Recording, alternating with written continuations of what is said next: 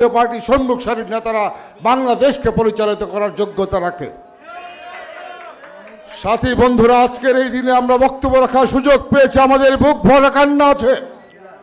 আমাদের হাতে শৃঙ্খল পরিয়ে দেওয়া হয়েছিল, আমাদের পিঠ থেকে ছুরিকাঘাত করা হয়েছিল।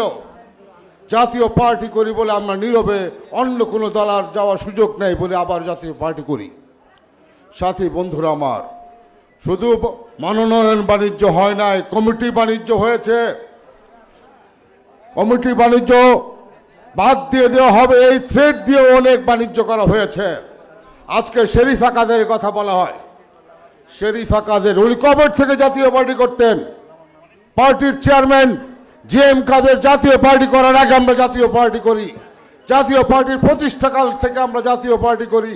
আমরা আজকে অনেকে বৃদ্ধ হয়ে গেছি, আমাদের জীবন সায়ন হয়ে এসেছে। সাথী বন্ধুরা, আমি ময়মনসিংহ থেকে বলছি। ময়মনসিংহে আপনারা জানেন বেগম রওশন এরশাদ ওখানে একজন আমাদের সংসদ সদস্য ছিলেন, আমাদের ময়মনসিংহের অগ্নিকন্যা ছিলেন। এই প্রথম সারির নেতৃবৃন্দ তাকে সবাই শ্রদ্ধা করতেন। তাকে বিভিন্ন সময় বিভিন্নভাবে পরিচিত করে হয়তো কোনো ভুল ভ্রান্তি হতে পারে। আজকের সম্মেলনে আমার এখানে উপস্থিত হয়েছে আমার ময়মনসিংহ মহানগরের সাধারণ সম্পাদক। অনেক কষ্টে সেখানে উপস্থিত হয়েছে। মাত্র 22 দিন আগে তার একটি কিডনি অপারেশন হয়েছে, কিন্তু প্রতিবাদ স্বরূপ আজকের এই সমাবেশে সম্মেলনে সে উপস্থিত। আমাদের প্রেসিডিয়াম সদস্য ময়মনসিংহ জেলার সভাপতি সাবেক এমপি জনাব ফখরুল ইমাম সাহেব তার লোকজন পাঠিয়েছেন।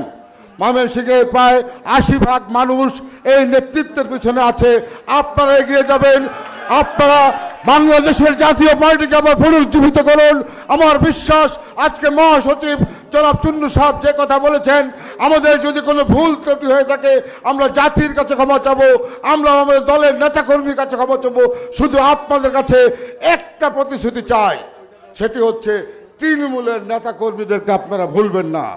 জাতীয় পার্টি অনেক তৃণমূল নেতাকর্মীরা আজকে অনেক অসহায় অবস্থা আছে। আমি সহ অসংখ্য মানুষ আজকে ফেরারি জীবনযাপন করছি। আপনাদের সহযোগিতা চাই। আপনাদের যদি সহযোগিতা করেন, সারা বাংলাদেশে এই নেতৃবৃন্দকে আগামী দিনে আমরা জাতীয় পার্টি একত্র দেখতে চাই। মঞ্জু ভাইয়ের কাছে আমার বিশেষ অনুরোধ, আপনি মুরব্বী হিসাবে আমাদের এই জাতীয় পার্টিকে আবারও সুসংহত করার সুযোগ করে দিন। আজকে যারা আছেন আমাদের সবাই, রুহুল আমিন হাওলাদার আমাদের ময়মনসিংহের জামাতা, তার কাছেও আমাদের আকুল আবেদন। আজকে আমাদের নেতা নাই। আজকে আমাদের এই আনিস ইসলাম মাহমুদ ভাই, ওনার ময়মনসিংহে অনেক ভূ সম্পদ রয়েছে। আমি দাবি নিয়ে বলছি, আপনারা একত্র থাকুন। আমরা সারা বাংলাদেশকে জাতীয় পার্টি নেতাকর্মীকে সুসংগঠিত করে আবারও জাতীয় পার্টিকে বাংলাদেশে একটি ডিসাইডিং ফ্যাক্টর হিসাবে গড়ে তুলব, এই আশাবাদ ব্যক্ত করে আমি আমার বক্তব্য